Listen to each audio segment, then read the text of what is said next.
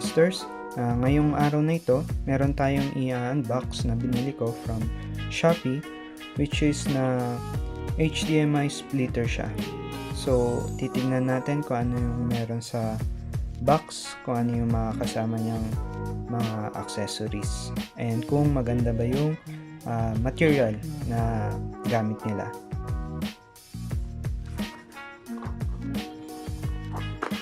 So, nabili ko siya sa Shopee around 981. So, kasama na dun yung sa shipping. So, may less lang siya na 60 pesos. Yan. So, ito yung nasa box. So, meron siyang remote control.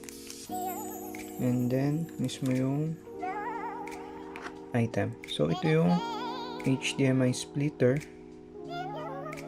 So, mukhang maganda yung material niya. So, ito naman ay meron tayong apat na input. So, input 1, input 2, input 3, input 4.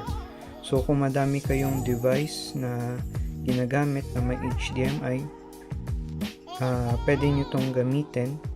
At meron naman siyang isang video out.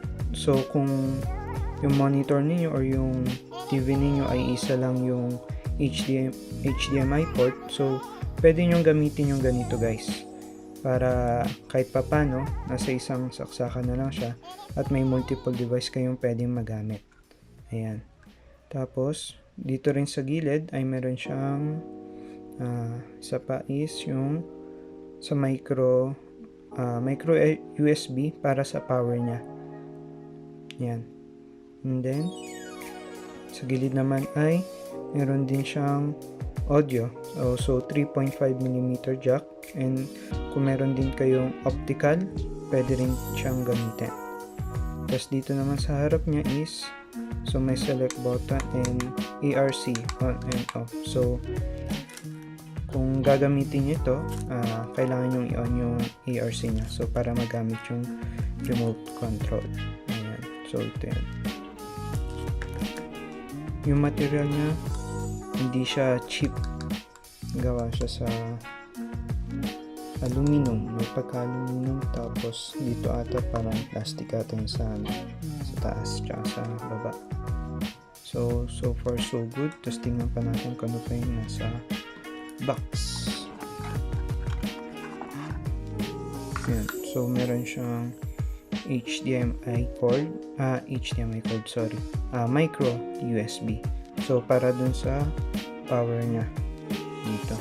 So, kailangan nyo na lang is yung head para pwede nyo gamitin sa charger nyo. Pero I think is at least nasa 1 ampere yung sa socket na gamit nyo. So, 5 volts tapos 1 ampere at least. So, ito naman is user's manual lang siguro. So, may user's manual siya. So, pwede nyo i-check kung ano yung mga nakalagay dito, kung ano yung mga specification, kung saan siya pwedeng gamitin. Yan.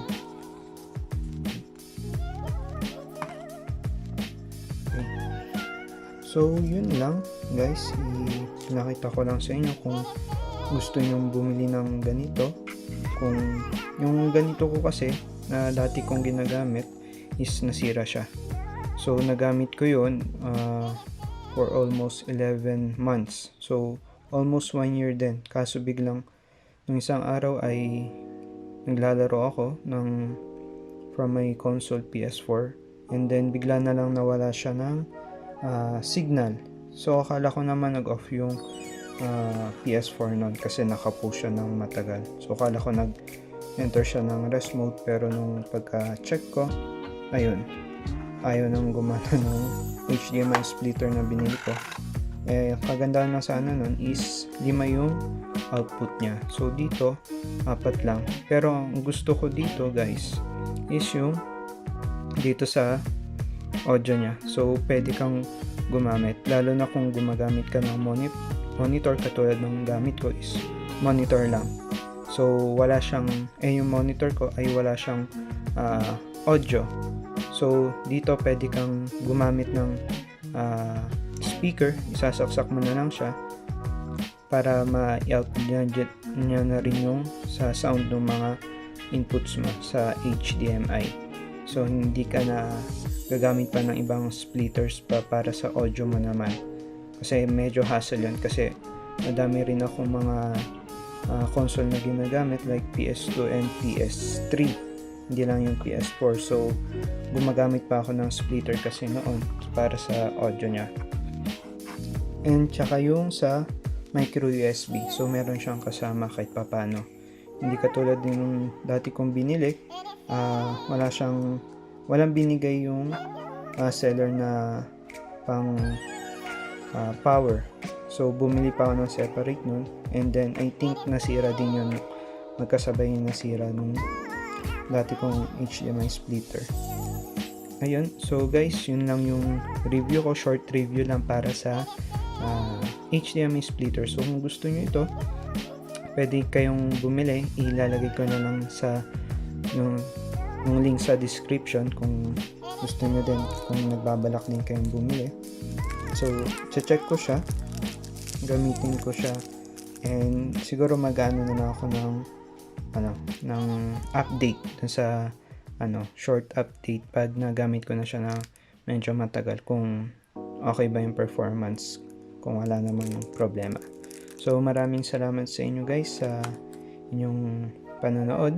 Kung nakita nyo ang video na ito ay medyo helpful para sa inyo, bigyan nyo na lang ng like yung video, and mag-subscribe din po kayo sa channel ko para mas madami pa akong video na ganito na i-upload din at para makatulong din sa inyo.